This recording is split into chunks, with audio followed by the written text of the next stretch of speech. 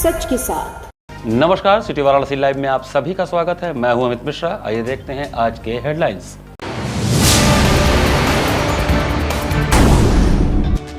दालमंडी चौड़ीकरण अभियान जारी, 16 और भवन खाली करने की मुनादी। 11 जून को होगा ध्वस्तीकरण, चिन्हित भवनों पर लगाए गए लाल निशान। पुलिस भर्ती परीक्षा शुरू, कड़ी जांच के बाद मिला प्रवेश, केंद्रों पर उमड़ी अभ्यर्थियों की भारी भीड़। व्यापारी संवाद कार्यक्रम में जीएसटी के नवीन प्रावधानों की दी गई जानकारी।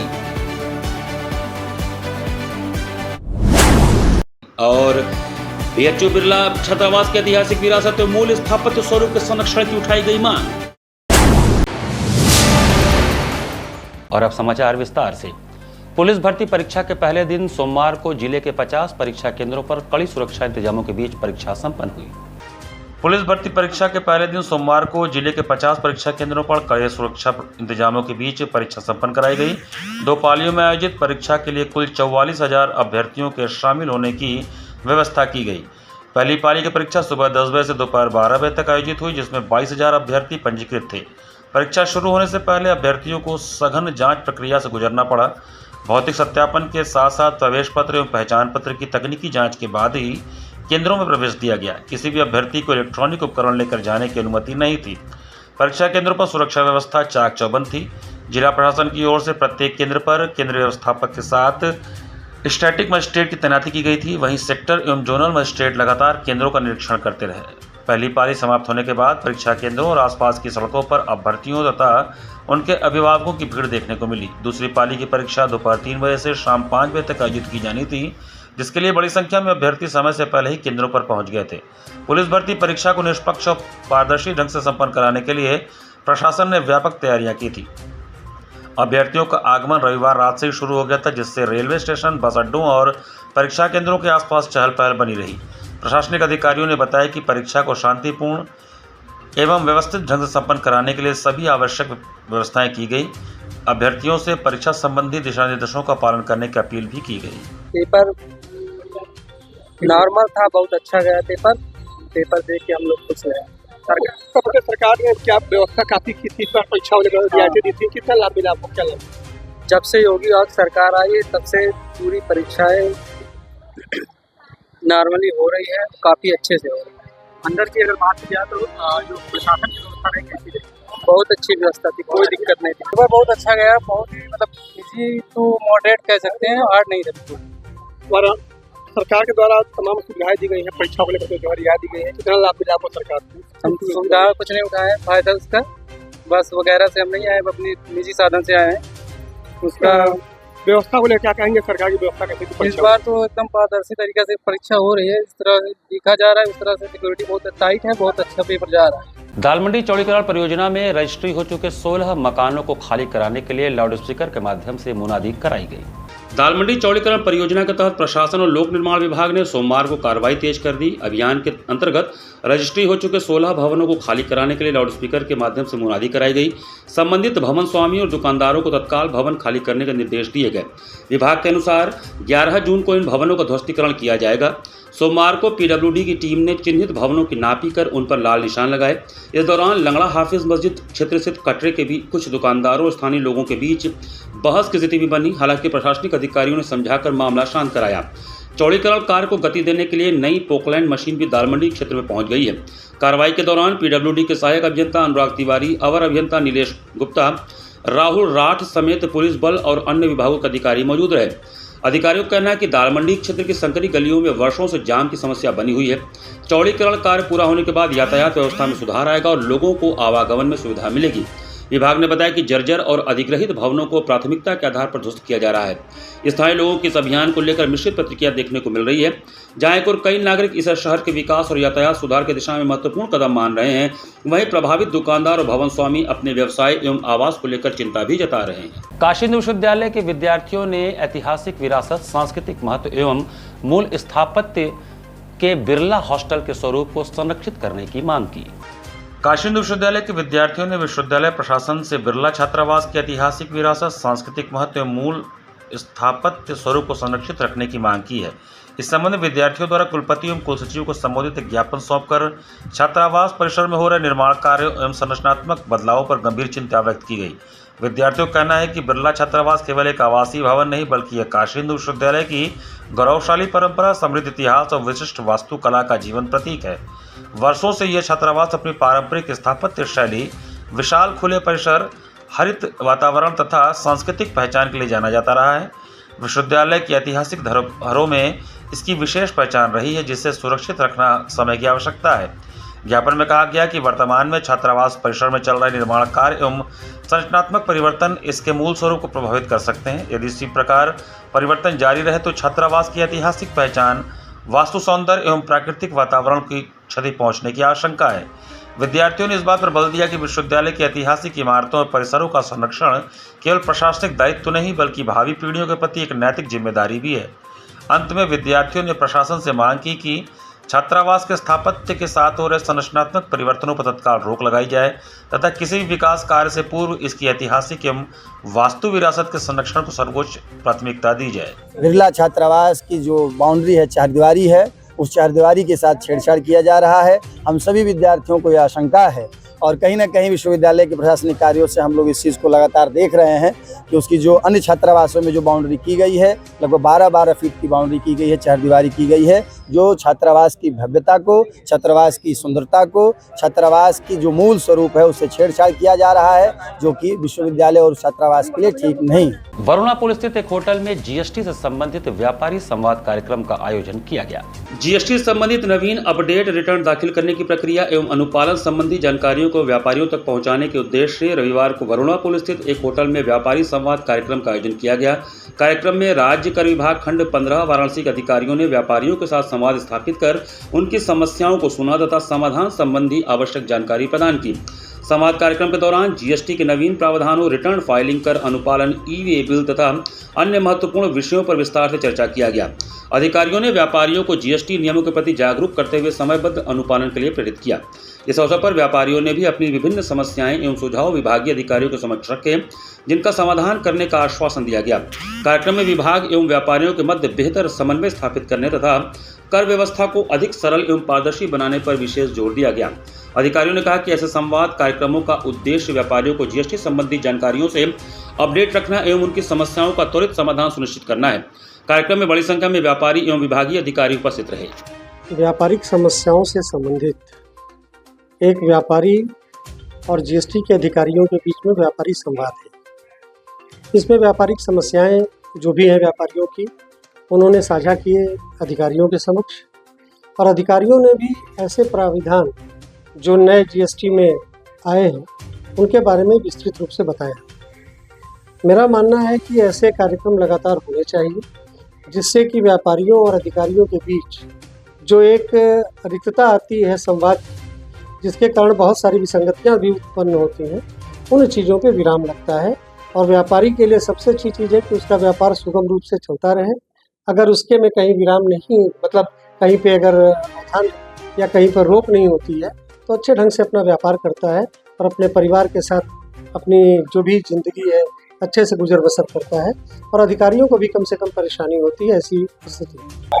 आज व्यापारी संवाद कार्यक्रम जो माननीय शासन के मंशा के अनुसार हमारे यानी राज्य कर विभाग और व्यापारी के बीच में सम्मानहीनता की स्थिति को खत्म करने के लिए तथा उनके जो सवाल हैं, उनके जो कौतूहल होता है व्यापार के संबंध में, उनका निदान करने के लिए आज हम सभी ने व्यापारी संवाद कार्यक्रम आयोजित किया है, जो खंड 15 वाराणसी से संबंधित है।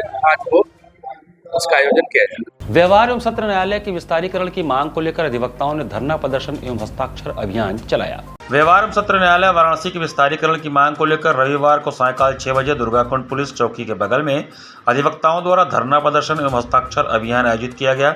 इस कार्यक्रम में बड़ी संख्या में अधिवक्ताओं ने भाग लेकर न्यायिक व्यवस्था को सुदृढ़ बनाने तथा न्यायालय परिसर के विस्तार की आवश्यकता पर जोर दिया।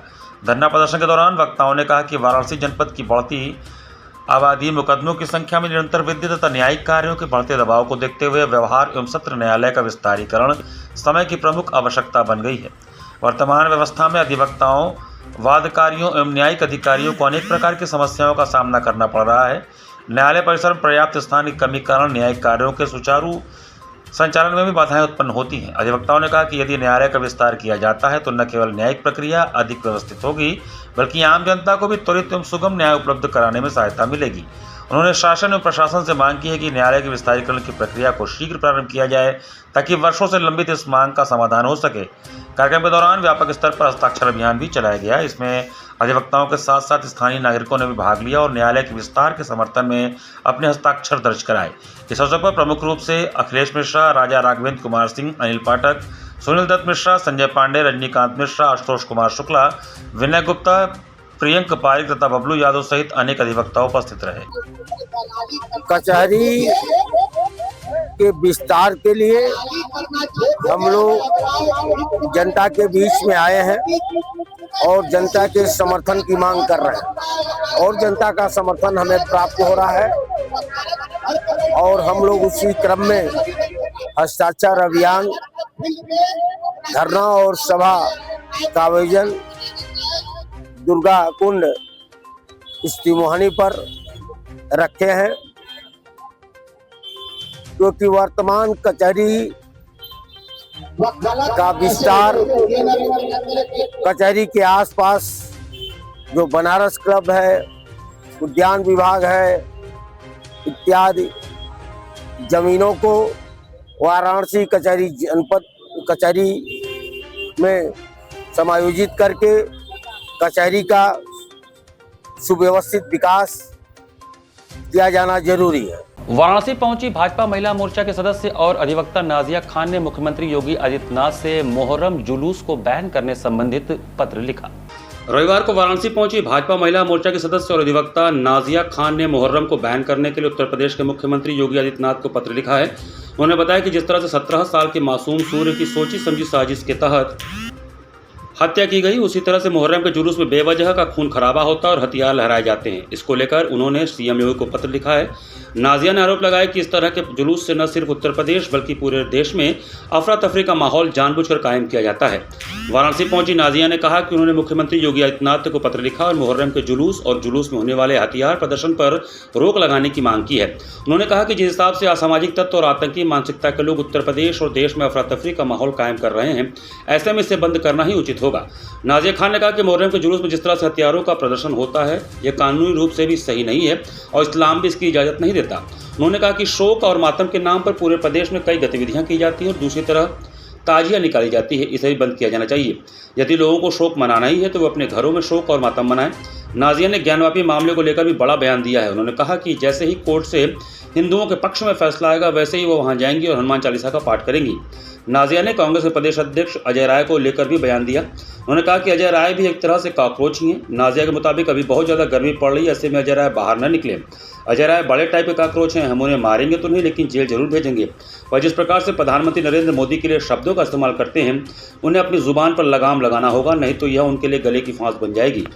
शनिवार को दिल्ली के जंतर मंतर पर काकरोच जनता पार्टी के प्रदर्शन को लेकर उन्होंने कहा कि सोशल मीडिया पर 22 मिलियन फॉलोअर रखने से कोई नेता नहीं बनता। उन्होंने कहा कि उन्हें इस बात का शक है कि जो 22 मिलियन यूजर्स सोशल मीडिया पर काकरोच जनता पार्टी को फॉलो करने वाले हैं, यह वही लोग तो नहीं जो देश में अफरा तफरी का माहौल कायम कर रहे हैं। नाजिया ने कहा कि जंतर मंतर पर बहुत सारे कॉकरोच आए थे, लेकिन गर्मी के कारण शाम 5 बजे तक भी टिक नहीं पाए और वापस गटर और नाले में चले गए। उन्होंने कहा कि बहुत सारे ऐसे बरसाती मेढक आते जाते रहेंगे। मैंने आदरणीय मुख्यमंत्री योगी आदित्यनाथ जी को एक पत्र दिया है, जिसमें मैंने उनसे आग्रह किया है कि जिस हिसाब से गाजियाबाद खोड़ा में सूर्या की जान गई है और बकरीद ईद उल अधा के मौके पर एक हिंदू बेटे की कुर्बानी जानवर समझ के किया गया है, उसके बाद मुहर्रम का जुलूस और मुहर्रम में जो वेपन और तलवारबाजियां और जो जंजीर वगैरह निकलता है और जो प्रोसेशन रोड पर होता है, उसको कंप्लीटली बैन कर देना है। अब इसकी दो वजह है। एक, देश के कानून के हिसाब से किसी भी तरीके का कोई भी वेपन नहीं निकलना चाहिए, इसमें आर्म्स एक्ट आता है। दूसरा, देश के संविधान और देश के कानून के हिसाब से आप एकजुट गैदरिंग करके आप ब्लडशेड वगैरह गैदरिंग भी नहीं कर सकते, ब्लडशेड भी नहीं कर सकते, जिससे दूसरे धर्मों को प्रॉब्लम सामने में आए। अब मजहब वालों का क्या है कि ये बचपन से काटते पीटते रहते हैं, कभी अपना अंग ही काट लेते हैं, कभी जानवर काट लेते हैं, कभी सर तन से जुदा करके इंसान काट देते हैं। तो इनको शायद ब्लड से कोई प्रॉब्लम ना हो, लेकिन दूसरे मजहब के लोगों को ब्लड शेड से प्रॉब्लम होता है। तो ये क्रिमिनल एक्टिविटीज को मुहर्रम के नाम पर जो किया जाता है मुसलमानों के द्वारा, उसको बंद कर देना चाहिए। दुर्गाकुंड चौकी से महज 200 मीटर की दूरी पर लगभग 75 वर्षीय बुजुर्ग का शव मिलने से हड़कंप मच गया। बेलूपुर थाना क्षेत्र अंतर्गत दुर्गाकुंड चौकी से महज 200 मीटर की दूरी पर एक 75 वर्षीय बुजुर्ग का शव मिलने से क्षेत्र में हड़कंप मच गया। घटना की जानकारी मिलते ही आसपास के लोगों की भीड़ मौके पर एकत्र हो गई। सूचना मिलने पर दुर्गाकुंड चौकी पुलिस तत्काल घटनास्थल पहुंची और शव की शिनाख्त कराने के साथ आवश्यक जांच पड़ताल शुरू कर दिया। प्रत्यक्षदर्शियों के अनुसार बुजुर्ग व्यक्ति सड़क किनारे एक पेड़ के नीचे अचेत अवस्था में पड़े मिले। स्थानीय लोगों ने उन्हें उठाने का प्रयास किया, लेकिन कोई प्रतिक्रिया नहीं मिलने पर पुलिस को सूचना दी गई। पुलिस ने मौके पर पहुंचकर जांच किया तो बुजुर्ग की मृत्यु हो चुकी थी। स्थानीय निवासी धर्मेंद्र सिंह टिंकू ने बताया कि वह अपने बच्चों को काशी हिंदू विश्वविद्यालय छोड़कर लौट रहे थे। इसी दौरान उन्होंने घटनास्थल पर लोगों की भीड़ देखी। पास जाकर जानकारी करने पर पता चला कि एक बुजुर्ग व्यक्ति सड़क किनारे गिरे पड़े हैं। इसके बाद उन्होंने तत्काल दुर्गाकुंड चौकी पुलिस को सूचना दी। धर्मेंद्र सिंह ने बताया कि स्थानीय लोगों के अनुसार बुजुर्ग चलते चलते वहां पहुंचे तो कुछ देर पेड़ के नीचे बैठ गए थे। इसके बाद अचानक जमीन पर गिर पड़े। लोगों का मानना है कि भीषण गर्मी और लू की चपेट में आने के कारण उनकी तबीयत बिगड़ी, जिससे उनकी मौत हो गई।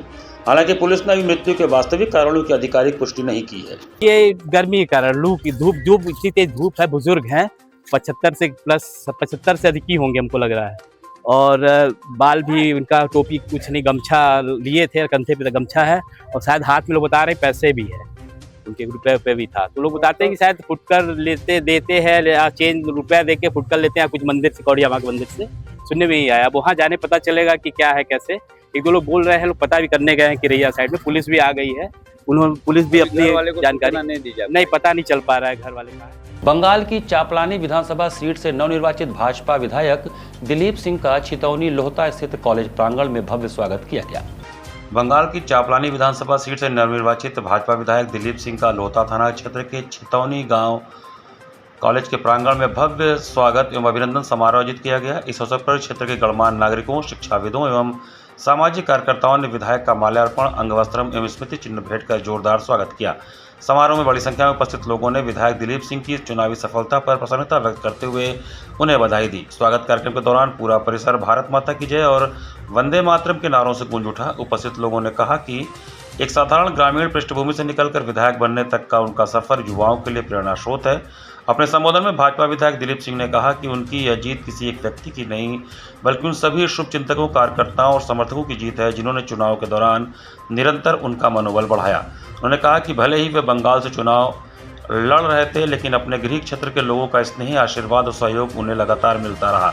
यही कारण रहा कि वे पूरी निष्ठा और मेहनत के साथ चुनाव के मैदान में डटे रहे और जनता ने उन्हें अपना प्रतिनिधि चुनकर विधानसभा भेजा। उन्होंने कहा कि जनसेवा ही उनके जीवन का उद्देश्य है और विधायक के रूप में वे क्षेत्र के विकास, शिक्षा, स्वास्थ्य और बुनियादी सुविधाओं को मजबूत करने के लिए पूरी ईमानदारी से कार्य करेंगे। उन्होंने युवाओं से राजनीति में सकारात्मक भागीदारी करने और समाज के विकास में योगदान देने का भी आह्वान किया। कार्यक्रम में कॉलेज के प्रबंधक केशव प्रसाद सिंह ने विधायक का स्वागत करते हुए कहा कि दिलीप सिंह की सफलता पूरे क्षेत्र के लिए गर्व का विषय है। उन्होंने कहा कि कठिन परिश्रम, संघर्ष और जनता के प्रति समर्पण के बल पर उन्होंने यह मुकाम हासिल किया है। इस अवसर पर दिनेश नारायण सिंह, उमेश सिंह उर्फ बब्बू सिंह, अश्विनी सिंह, देवता सिंह, मुन्ना सिंह, नागेंद्र सिंह, प्रकाश सिंह, राजेश सिंह, अशोक सिंह, संतोष सिंह, संजीव सिंह, मनोज सिंह, अरविंद सिंह, कामेश्वर सिंह, महेंद्र प्रताप सिंह, डॉक्टर विनोद कुमार राय, पूर्व अपर सचिव माध्यमिक शिक्षा परिषद श्री प्रकाश सिंह, प्रधानाचार्य गंगापुर इंटर कॉलेज सहित क्षेत्र के अनेक गणमान्य लोग एवं बड़ी संख्या में ग्रामीण उपस्थित रहे। पश्चिम बंगाल जैसे जगह पर अपने यहाँ से जा करके और वहाँ वो विजय पताका फहराए हैं।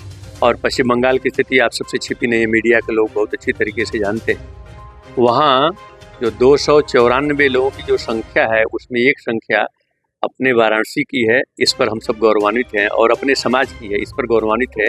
इसीलिए उनके स्वागत के लिए हम सब ये सब कार्यक्रम रखें। हाल में बहुत पहले से वो होजरी यूनिवर्सिटी से जुड़े हुए हैं और वही राजनीति करते हैं और पहली बार चुनाव वहाँ से। युवाओं के लिए क्या करेंगे? युवाओं के लिए तो प्रेरणा स्रोत हैं। एक आदमी यहाँ से जाकर के वहाँ बंगाल में स्थापित होना और वहाँ से चुनाव जीतना एक बहुत बड़ी बात। यहाँ पर वक्त चला छोटे से ब्रेक का। बने रहिए सिटी वाराणसी लाइव के साथ। वाराणसी लाइव, सच के साथ।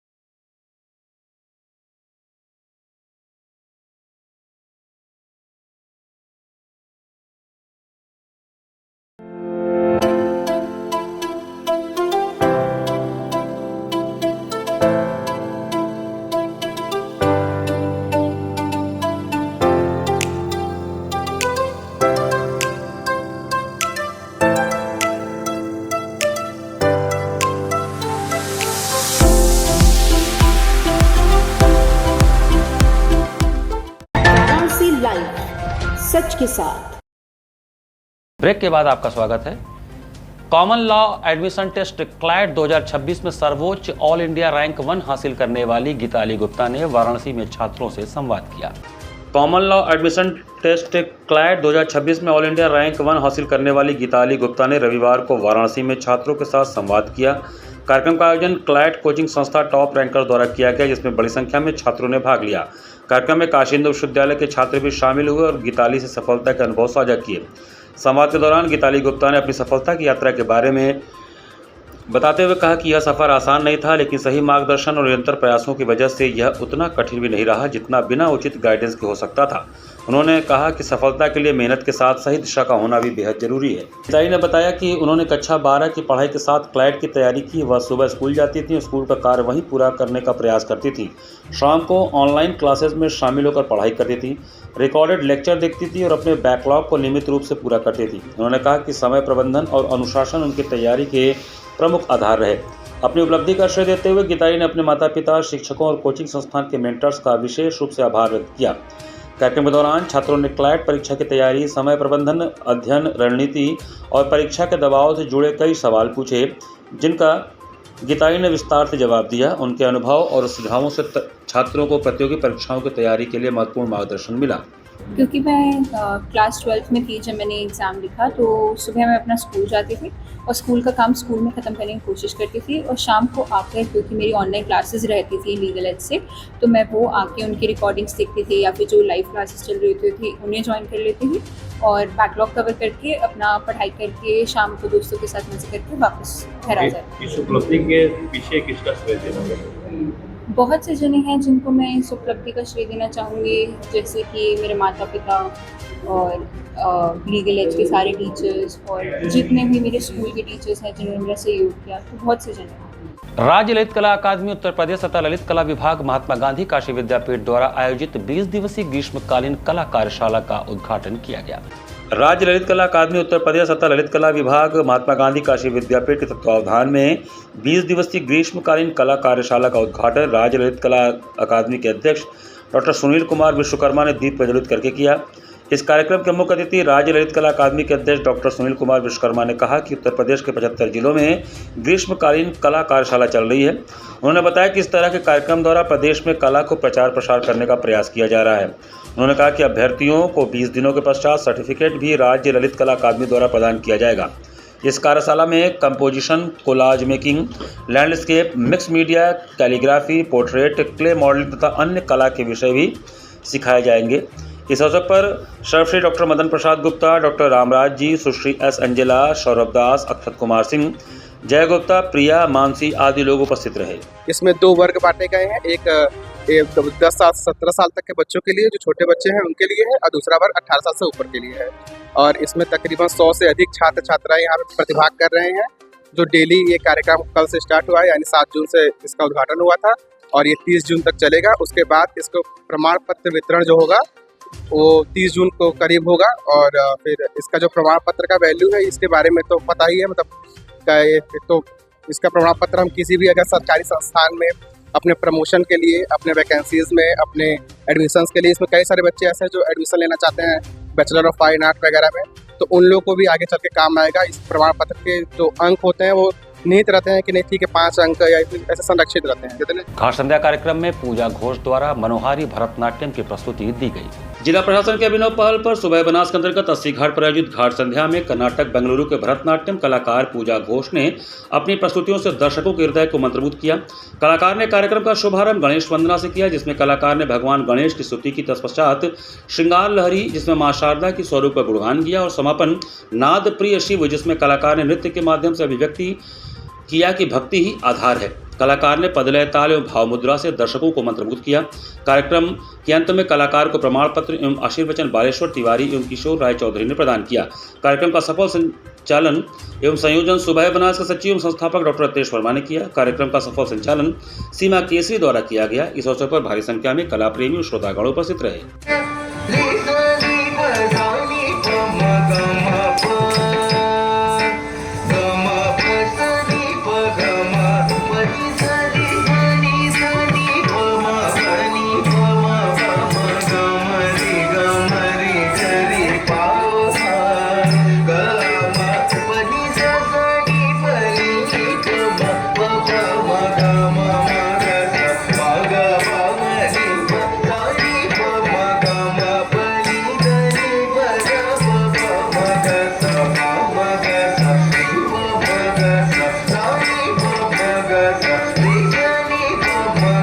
दीक्षा महिला कल्याण शोध संस्थान द्वारा समाज के वंचित वर्ग को शिक्षा और आत्मनिर्भरता की मुख्य धारा से जोड़ने के उद्देश्य से पंचक्रोशी स्थित नई शाखा में समर कैंप का आयोजन किया गया।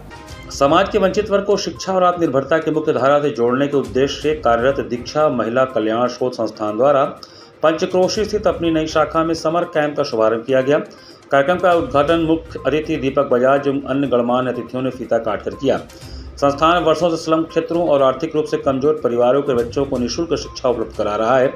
ऐसे परिवार जो बढ़ती महंगाई के कारण अपने बच्चों की पढ़ाई का खर्च वहन करने में असमर्थ हैं, उनके लिए यह संस्था आशा की किरण बनकर उभरी है। संस्था न केवल बच्चों की शिक्षा पर ध्यान देती है, बल्कि गरीब, असहाय एवं जरूरतमंद महिलाओं और बालिकाओं को आत्मनिर्भर बनाने की दिशा में भी लगातार कार्य कर रही है। समर कैंप के दौरान महिलाओं और युवतियों को निःशुल्क सिलाई, कढ़ाई, ब्यूटिशियन, मेहंदी कला तथा अन्य स्वरोजगार आधारित प्रशिक्षण दिए जाएंगे। इन प्रशिक्षणों का उद्देश्य महिलाओं को आर्थिक रूप से सशक्त बनाना है, ताकि वे आत्मनिर्भर बनकर अपने परिवार के भरण पोषण में योगदान दे सकें। संस्था के अध्यक्ष संतोषी शुक्ला ने बताया कि हर वर्ष की तरह इस वर्ष भी समर कैंप का आयोजन किया गया है। उन्होंने कहा कि कैंप में बच्चों और महिलाओं को सामाजिक सरोकार, भारतीय संस्कृति, रीति रिवाज, नैतिक मूल्य एवं संस्कारों से जुड़ी महत्वपूर्ण जानकारियां भी दी जाएंगी। इससे वे स्वयं शिक्षित और जागरूक बनने के साथ साथ अपने परिवार और समाज को भी सकारात्मक दिशा दे सकेंगी। उन्होंने कहा कि शिक्षा और कौशल विकास ही समाज में वास्तविक परिवर्तन का आधार है। दीक्षा महिला कल्याण शोध संस्थान का यह प्रयास उन लोगों के जीवन में नई उम्मीद जगाने का काम कर रहा है, जिन्हें समाज की मुख्य धारा तक पहुंचने के लिए अवसरों की आवश्यकता है। यह समर कैंप शिक्षा, संस्कार और आत्मनिर्भरता का एक प्रेरणादायी संगम साबित होगा। और ये समर कैंप यहाँ पे चलाई जाएंगी। इसमें सिलाई, मेहंदी, ब्यूटिशियन और इत्यादि का प्रशिक्षण जो है वो निःशुल्क है, जिससे यहाँ पे बच्चियाँ आए, महिलाएं आए और आत्मनिर्भरता की दिशा में ये प्रशिक्षण लें और इसे सीखें। इससे कितना फायदा होगा, बच्चों कितने उत्साह में? और देखिए बच्चियाँ महिलाएं तो काफ़ी उत्साह में हैं। सभी को ज़रूरी नहीं है कि जो लोग पढ़े लिखे हैं, हाथों में डिग्री है, उन्हें नौकरी मिल जाए। कम से कम उनके हाथों में हुनर होगा तो वो 2 पैसे की अपना जीविकापार्जन कर सकती हैं। तो हमारी संस्था की शुरू से ये कोशिश रही है कि हाथों में डिग्री के साथ साथ उनके हाथों में हुनर भी हो। तो उस हुनर के साथ इस प्रतिभा को हम लोग जो है उन्हें जागरूक करते हैं और प्रशिक्षण चलाते हैं, जिससे महिलाएं जो है हमारी आत्मनिर्भर हो सके। स्वामीनारायण नंद तीर्थ वेद विद्यालय सामने घाट में वेद पाठी बटुकों के लिए फिल्म फेस्टिवल का आयोजन किया गया। सामने घाट शिवाजी नगर कॉलोनी स्थित स्वामीनारायण नंद तीर्थ वेद विद्यालय में वेद पाठी बटुकों के सर्वांगीण विकास के लिए संस्कार भारती एवं स्वामीनारायण तीर्थ वेद विद्यालय के संयुक्त तत्वावधान में फिल्म फेस्टिवल का आयोजन किया गया, जिसमें छात्रों को एनिमेशन की हुई धार्मिक फिल्में दिखाई गई।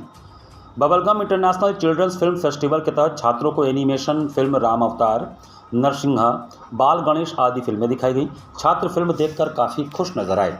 इस अवसर पर स्वामी लखन स्वरूप ब्रह्मचारी जी महाराज ने कहा कि वेद पाठी बटुकों के सर्वांगीण विकास के लिए इस तरह के आयोजन भी जरूरी हैं। इससे छात्रों के बौद्धिक विकास के साथ साथ उनके सर्वांगीण विकास होता है। वहीं विद्यालय के प्राचार्य पंडित जयंत त्रिपाठी ने कहा कि हमारे विद्यालय में बच्चों के पठन पाठन के साथ साथ उनके चौमुखी विकास के लिए हर तरह के आयोजन, खेलकूद के साथ साथ इस तरह के आयोजन भी होते रहते हैं, जिससे उनका सर्वांगीण विकास हो सके। इस अवसर पर bubblegum international children film festival के मोहित खन्ना, रोहित शर्मा, हरिओम सिंह आदि उपस्थित रहे। चिल्ड्रंस फिल्म फेस्टिवल में आए हुए अतिथियों का स्वागत विद्यालय के प्रबंधक वरुणेश चंद्र दीक्षित ने किया। जो हम लोग का उद्देश्य है कि बड़े स्कूलों में बहुत सारे एक्टिविटीज़ होते हैं, कल्चरल एक्टिविटीज़ होते हैं, बहुत सारी चीज़ें ऐसी होती हैं जो कि बच्चे को एंटरटेनमेंट उनको बड़े स्कूलों में मिलता है। बट हमारा bubblegum international children film festival का ये उद्देश्य है कि हमको काशी में हर एक आश्रम, जो कि बहुत छोटे छोटे बटुक होते हैं यहाँ पे, और काफ़ी वो बहुत सारी ऐसी अत्याधुनिक सुविधाओं से वंचित रह जाते हैं, प्लस उनको ये फिल्म के बारे में नहीं पता होता है, या पता भी होता है तो वो देख नहीं पाते हैं। तो ये केवल रिलीजियस बेसिकली फिल्म है कि सभी प्रकार की? नहीं, हमारे पास हर स्कूल के लिए अलग अलग फिल्म्स हैं।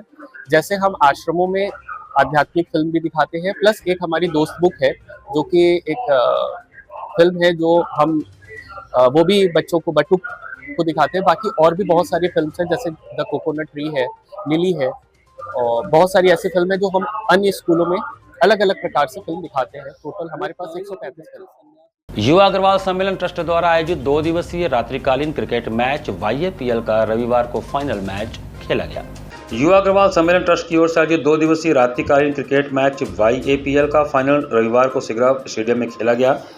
फाइनल मुकाबले में दागिना डायमंड किंग और उमा ब्लॉसम के बीच कांटे का रोमांचक मुकाबला देखने को मिला। कार्यक्रम का शुभारंभ आयुष मंत्री डॉक्टर दयाशंकर मिश्र दयालु गुरु ने महाराज अग्रसेन जी के चित्र पर माल्यार्पण कर दोनों टीमों के बीच जाकर परिचय प्राप्त किया और कहा कि मनुष्य के स्वास्थ्य के लिए खेल जरूरी है। खेल तो एक बहाना है, परंतु इस तरह के कार्यक्रम से सबको मिलाना और एकजुट करना है, जिससे हमारा समाज एक सशक्त और समृद्ध होता है, जिसका हमारे देश की तरक्की और उन्नति में हमेशा बड़ा योगदान रहता है। मुख्य अतिथि ने सिक्का उछाल कर टॉस कराया। टॉस उमा ब्लॉसम ने जीता और बॉलिंग करने का फैसला लिया। 12 ओवर के फाइनल मैच में पहले बैटिंग करते हुए दागिना डायमंड किंग ने 12 ओवर में 3 विकेट पर 46 रन बनाकर जीत के लिए 147 रन का टारगेट दिया। मयंक न्योटिया ने ताबड़तोड़ बल्लेबाजी करते हुए 86 रन बनाकर आउट हुए।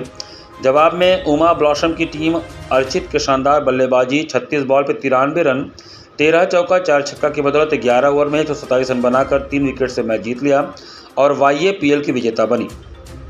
देर रात तक चले इस रोमांचक मुकाबले को देखने के लिए दोनों टीमों के महिला पुरुष समर्थक ढोल नगाड़ों के बीच चौका छक्का लगते ही झूमकर अपनी टीमों का उत्साहवर्धन करते रहे। रात्रि 1:30 बजे समाप्त हुए मैच में विजेता टीम उमा ब्लॉसम एवं उपजेता टीम दागिना डायमंड किंग के खिलाड़ियों को ट्रस्ट के संरक्षक अजय कृष्ण अग्रवाल एवं अध्यक्ष हिमांशु अग्रवाल ने चमचमाती ट्रॉफी प्रदान की। Man of the match Archit Agarwal, best bowler Dagina king के शिवम सरावगी, बेस्ट बैट्समैन 210 बनाने वाले मयंक न्योटिया तथा प्लेयर ऑफ द टूर्नामेंट का पुरस्कार अर्चित अग्रवाल को मिला। फाइनल मैच में एम्पायर राजेश राय एवं रोहित पांडे रहे। कार्यक्रम का संचालन ट्रस्ट के महामंत्री सुयश अग्रवाल एवं सभी के प्रति आभार एवं धन्यवाद ज्ञापन कोषाध्यक्ष प्रभव गर्ग ने दिया।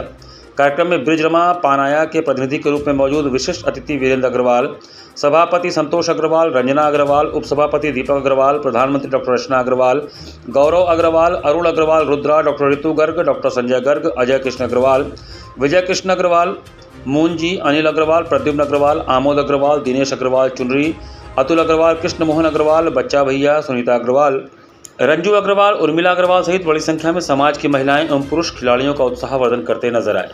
इसी के साथ सिटी वाराणसी लाइव का ये संस्करण हम यहीं समाप्त करते हैं। मुझे दीजिए आज्ञा। नमस्कार।